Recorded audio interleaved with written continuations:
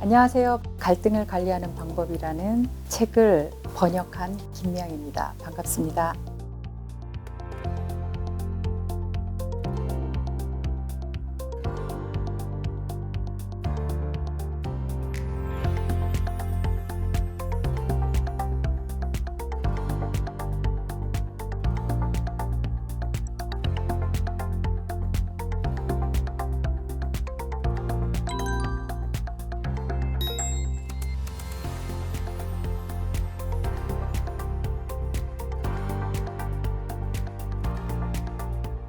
갈등을 관리하는 방법이라는 책은 콜롬비아 대학교의 교수님이신 피터 콜만 교수님과 로버트 퍼거슨 교수님께서 쓰신 Making Conflict Work이라는 책을 번역한 책입니다. 갈등에 관한 책이 현재 굉장히 많이 나와 있는데요. 실제적인 사례를 통해서 갈등을 관리하는 방법에 대해서 알려주는 책은 없었습니다. 그것들이 나열되어 있어서 아마 갈등을 관리하고 싶어 하시는 분들이나 갈등을 어떻게 잘 해결할까 하시는 분들에게 도움이 될 책이라고 말씀드릴 수 있습니다.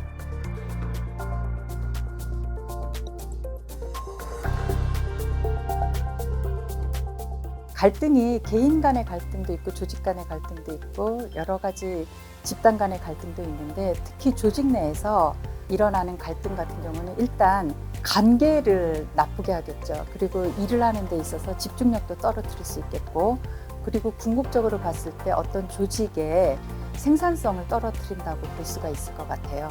그래서 이 갈등을 어떻게 해결해야 되는가를 생각을 할 때는 특히 조직 내에서 위아래 상하 조직 간의 권력에 의해서 일어나는 경우가 많기 때문에 이 권력과의 관계를 잘 이해를 하면 갈등을 효율적으로 관리할 수 있다고 볼 수 있습니다.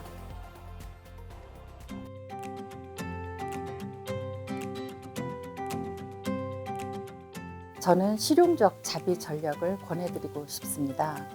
내가 가진 권력을 아랫사람과 잘 협력적으로 나눔으로써 특히 조직의 이익에 기여할 수 있을 것인가가 실용적인 자비 전략인데 쉽지 않겠죠. 따뜻하게 내가 가진 권력을 아랫사람과 나눈다. 그렇게 하려면 과연 어떻게 해야 될까요? 온정적인 책임감을 발휘하기 위해서는 예를 들면 평소에 내가 그것을 베풀었을 때 아랫사람이 신뢰할 수 있을 만한 환경이 구축되어져야 된다는 거죠. 처음부터 갈등이 있었을 때 내 권력으로 상대를 누르려고 하지 말고 갈등이 끝난 이후에 회복을 위해서 자신이 가진 권력을 사용한다면 실용적인 자비 전략이 아닐까 생각합니다.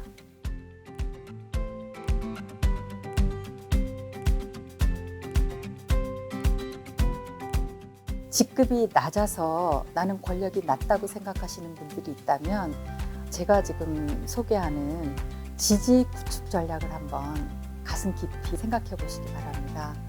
지지 구축 전략은 권력이 낮은 사람이 권력이 높은 사람을 어떻게 잘 지지해 줄 것인가, 그렇게 해서 두 사람 사이에 좋은 관계를 만들어가는 전략이라고 생각을 하시면 될 것 같습니다.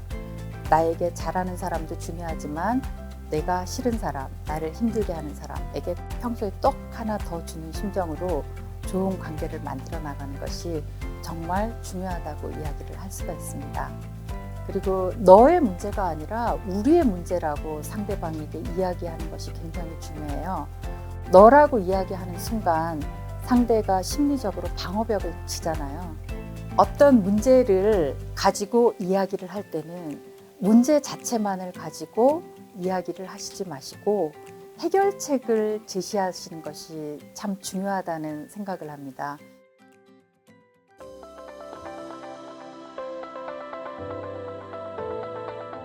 저도 교보문고 쌤 회원인데요.